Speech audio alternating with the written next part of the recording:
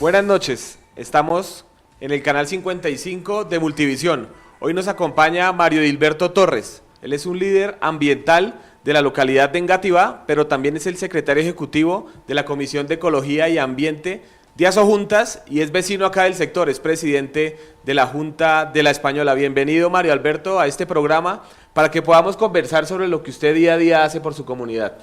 Bueno, Alejandro, muy buenas noches, gracias a usted, un saludo para todos los televidentes y nada, pues aquí gustoso de atender este espacio que nos brindas. Mario, muchas gracias, lo hemos visto trabajando fuertemente temas ambientales. Cuéntenos cómo va ese proceso que usted ha venido haciendo en la defensa del ambiente, pero también del interés colectivo acá en la localidad de Engativá.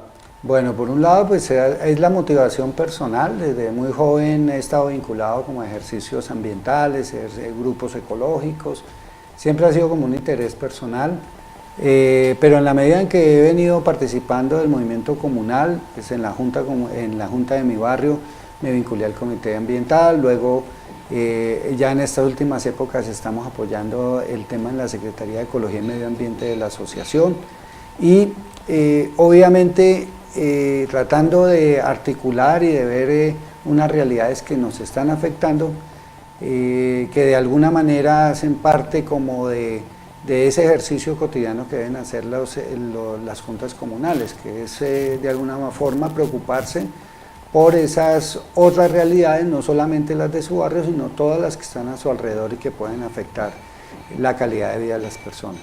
Lo hemos visto defendiendo los humedales en movilizaciones por televisión. ¿Cómo va ese proceso? ¿En qué quedó? ¿Qué era lo que ustedes estaban peleando o siguen peleando en este momento por proteger estos importantes procesos de la localidad? Bueno, mire, lo primero que hay que entender, y como marco de referencia voy a desviarme un poquito, voy a atrasarme. Cuando llegaron los conquistadores a esta zona de Colombia, lo que hoy es la sabana de Bogotá, lo que encontraron es que en este sector, si hoy nos ponemos en la ciudad, más o menos entre lo que hoy está el río Tunjuelo, allá donde están las cementeras que de alguna manera contaminan el río Tunjuelo, y vamos hasta la pelea que hoy están dando otros ambientales con respecto al tema de la reserva Tomás Van der Hamen, y bajamos desde la carrera 30 hasta el río Bogotá. Al lado y lado de ese río Bogotá, toda esa área era una zona inundable, se conocía o en su momento se habló como la laguna de Humboldt.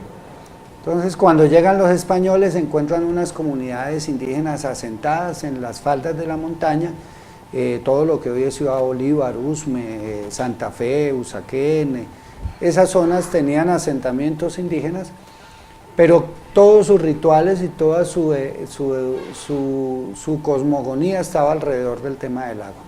Entonces iniciaron los españoles con el crecimiento de la ciudad, básicamente tratando de ensuciar, por eso ese concepto de caño, ese concepto viene desde esas épocas, porque en última es, ¿dónde boto la basura? Échela al caño. ¿Dónde boto las necesidades fisiológicas que hacían los españoles en esa época? Échenlo al caño, que el agua se lleva todo eso. Pero fue más una estrategia por descontextualizar, desculturizar a las comunidades indígenas asentadas. El error o el problema es que esa cultura continúa al día de hoy. Entonces Bogotá terminó desecando esa gran laguna o eso que nosotros llamamos ecosistema de humedal o chucuas, que es el nombre real que deberían tener las chucuas. Entonces terminamos desecándolas, rellenándolas, construyéndolas y hoy tenemos obviamente una ciudad que fue construida sobre el agua. Nosotros las localidades que estamos sobre la parte occidental de la ciudad, Suba, Engativá, Fontibón, Kennedy, Bosa, hoy tenemos que de alguna manera asumir la inconsciencia colectiva en materia ambiental de lo que pasa en las partes altas de la montaña. Es decir, cuando las quebradas que salen todas de la cordillera o de los cerros orientales como los conocemos nosotros, llegan por ejemplo a la carrera séptima, la mayoría ya llegan contaminadas. Y cuando llegan a esta altura de la localidad de Engativá, pues llegan supremamente más contaminadas. Entonces estas localidades se han venido convirtiendo como en el desagüe del resto de las aguas de la ciudad. Y ahí obviamente la empresa de acueducto tiene mucha responsabilidad porque digamos viene con un proceso desarticulado del manejo de aguas en el sentido de que nosotros teníamos alcantarillados mixtos, es decir, mezclábamos aguas lluvias con aguas negras y los volúmenes de contaminación pues son mucho mayores. Es como cuando tú le echas una gota de aceite a un balde de agua. Sí, hay una gran cantidad de agua, pero termina contaminada por esa gota de aceite. Si le echas jabón, si le echas otras cosas, en la medida en que llueve, los volúmenes se van ampliando y terminamos en eso. Lo que hoy tenemos en Bogotá son relictos, pedacitos de ese gran todo. No son 15 humedales como nos dicen hoy la administración, sino son relictos. Y lo que hemos hecho es conectarles aguas que vienen contaminadas, supuestamente decimos que son aguas lluvias, pero aquí sabemos que la gente conecta de sus casas la tubería del baño a las aguas limpias, es decir, o a los famosos desagües, y esos desagües terminan en estos humedales. ¿Y cómo podemos hacer para que, a través de lo que ustedes desarrollan en Engativá, para el caso de Engativá, que después puede ser un piloto para el resto del occidente de las localidades, como usted explica, que desde el tema comunal hemos visto que cada junta tiene una comisión de medio ambiente, espacio público, en algunas cambia el nombre, pero cómo podemos hacer una red de juntas comunales que se dediquen a cambiar y a trabajar en la cultura, pero también en la protección del ambiente? Bueno, Alejo, mira, nosotros quiero decirle con orgullo que la Asociación de Juntas de Engativá logró incidir en la publicidad y en los materiales que el IDEPAC utilizó para las elecciones pasadas de juntas comunales. Logramos que dentro de ese material el tema ambiental quedara puesto y se convocó para que las organizaciones comunales afianzaran y organizaran sus comisiones ambientales. ¿Por qué resalto eso? Porque como las juntas son autónomas en el número de comisiones y en lo que considera, pues obviamente las juntas que tienen más cercanías con espacios ambientales pues entienden el valor de una comisión ambiental, pero las que no están en esos espacios terminan, digamos, metiéndolas en otras comisiones, comisión de salud y medio ambiente, comisión de espacio público, medio ambiente y algo más, vías, en fin, hay una mezcla de cosas, pero sí logramos incidir en que en las elecciones de las organizaciones que hubo el año pasado, en el 2016, el tema ambiental quedara y muchas juntas comunales atendieron ese llamado. Por un lado eso, por otro lado, como asojuntas participamos en la realización, es decir, diseñamos y realizamos la cumbre ambiental de Bogotá, que se hizo hace 15 días en la Universidad Nacional, que le llamamos Cumbre Ambiental Bacatá. Hay un tema que en estos momentos tiene relevancia y es el Plan de Ordenamiento Territorial. Y ahí lo que hicimos fue reunirnos todas las organizaciones ambientales que hay en Bogotá, todos los combos ambientales, procesos territoriales, mesas de trabajo, donde, digamos, presentamos las diferentes problemáticas ambientales de ciudad. ¿Por qué hablo de eso? Porque no basta mirarnos solamente en Engativá. El problema de contaminación del aire es un problema que afecta a toda la ciudad. Por ejemplo, nosotros tenemos uno de los mayores contaminantes que hay en esta localidad, pasa una de las mayores contaminaciones, que es la avenida Ciudad de Cali. No tiene, digamos, medidas de mitigación ambiental en su conjunto, es una vía que básicamente genera una gran movilización de automotores en ambos sentidos, norte-sur, sur-norte, pero adicional a eso el problema es la cantidad de CO2 que se está expidiendo ahí. Eso sin contar la calle 68, sin contar la calle 80, ¿cierto? Que son de esas vías La Boyacá. Y preocupa que de alguna manera los diseños de ciudad no contemplen esas mitigaciones ambientales. No hay que olvidar que Bogotá era una ciudad que inicialmente estaba diseñada para 3 millones de habitantes, hoy somos más de 11 millones, es decir, hemos venido presionando, eso se llama capacidad de carga sobre el terreno, hemos venido presionando vía construcción de nuevas edificaciones. Obviamente eso ha venido deteriorando los barrios, porque los barrios tenían su casita de 2 pisos y hoy tenemos digamos, una acción perniciosa que implica que llega un señor, compra la casa de al lado, tumba esa casa, construye un edificio de 4 pisos pero no estamos viendo la presión que se está generando sobre el territorio en materia ambiental, porque eso implica tener mayor cantidad de agua, y si tiene mayor cantidad de agua, o sea, son mayores habitantes, necesitan más recursos, pero también generan más residuos, ¿cierto?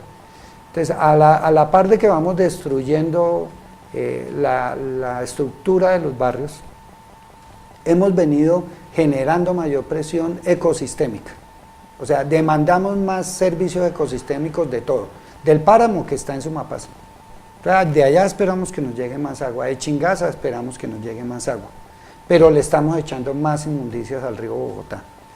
Entonces, digamos, una ciudad que está creciendo descontroladamente por intereses económicos, porque es que aquí no es un interés de mejorar la calidad de vida, sino son intereses económicos. Los constructores les interesa que aquí crezca más. Entonces, hoy tenemos edificios pegados al borde, por ejemplo, de la Chucua de Jaboque o del humedal Jaboque, y le venden a la gente ese espacio como si fuera un beneficio económico, pero en realidad lo que hemos venido haciendo es generar más presión sobre esos espacios, porque resulta que esas grandes alturas de los edificios evitan que esas aves migratorias que vienen de Canadá y que van hasta la Patagonia y que llegan acá, pues no logren accesar, y hemos tenido entonces la presencia de fauna silvestre regada por diferentes partes de la localidad. Bueno, ¿y cómo podríamos hacer, ya para, digamos, y concluir, que eso que usted hace en el movimiento comunal, que la participación ciudadana permita cambiar todo eso que usted ha descrito? Podemos ver que Mario tiene un excelente contexto y lectura de lo que pasa en el medio ambiente en Bogotá. ¿Cómo podemos hacer que a través de la participación ciudadana, es decir, con las juntas comunales, logremos presionar para cambiar esa realidad?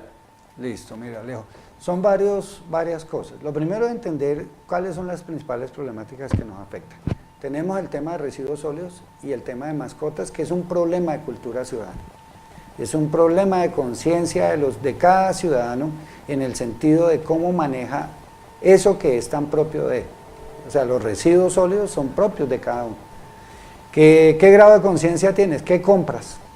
Digamos, qué tipo de consumo? ¿Qué tipo de envases utilizas? ¿Y cómo manejas eso? Es un tema de conciencia, digamos, individual. Y el tema de mascotas lo mismo. Pero tenemos otros temas, digamos, que se salen del ámbito individual y que están relacionados con todo lo demás. Vuelvo e insisto, el tema de contaminación del aire, el tema de automotores, el hecho de que las vías nuestras no tengan andenes con una estructura ambiental que lo proteja, lleva a que temas como el EPOC, temas como la apnea del sueño, temas como el cáncer, empiecen a aflorar en la vida cotidiana de nuestras comunidades. Es decir, cada día conocemos personas con mayores afectaciones. El tema de las islas de calor, que básicamente nosotros, la propuesta de las administraciones distritales ha sido básicamente llenarnos de cemento por todos lados, afectando de alguna manera la calidad del clima que tenemos a nuestro alrededor. Entonces hay momentos en que hay sectores que son demasiado calientes o por el contrario demasiado fríos. ¿Qué ha pasado acá? Durante casi 8 años, aquí en Engativá funciona la Comisión Ambiental Local. No habíamos logrado que hubiera participación de líderes ambientales en la zona, en ese espacio que es quien coordina y, digamos, de alguna manera desarrolla la política ambiental. Tuvimos la necesidad digamos, de entrar por la vía del derecho de petición, a lograr que esta administración por fin hiciera una elección. Pero además tuvimos que subirlo a nivel de personería distrital, porque la administración, a pesar de que le radicamos el derecho de petición, porque entre otras cosas hay un decreto que regula la participación a nivel local, que es el decreto 575, que es el que establece las comisiones ambientales locales, pero no se tenía en cuenta. Tuvimos que hacer todas las acciones y decir que Asojunta logró que finalmente hiciera la elección. Hoy tenemos 10 personas de procesos territoriales de Engativá que hacen parte de esa estructura, por el primero eso. Pero tenemos otra situación, el encuentro ciudadano del año pasado. Entonces el acuerdo 13 nos dice que los encuentros ciudadanos tienen una objetividad y es aportar al plan de desarrollo local. Hicimos eso, logramos participar, casi más de 150 personas participamos en el encuentro ambiental, pero tuvimos el inconveniente de que cuando eso llegó al plan de desarrollo no se tuvo en cuenta ninguna de estas acciones. Obviamente ahí hay que hacer un llamado. Entiende uno que la ilegitimidad de estos gobiernos distritales y locales pasan por el hecho de que no mucha gente les cree, pero tampoco es dable que ellos desconozcan las leyes. Y aquí se ha venido violando de manera paulatina normas como el Acuerdo 9 del distrito, el Acuerdo 257 del 2006, temas como el Decreto 575, la misma Constitución cuando habla del derecho al ambiente sano. Bueno, Mario, hemos visto que este tema es muy importante y quiero hacerle una propuesta, que usted cada semana nos pueda colaborar para seguir profundizando en estos temas ambientales para que nos acompañen. Estuvimos con Mario Torres, le damos muchas gracias por acompañarnos acá en el canal 55 de Telemorisco en el Informativo Ciudadano.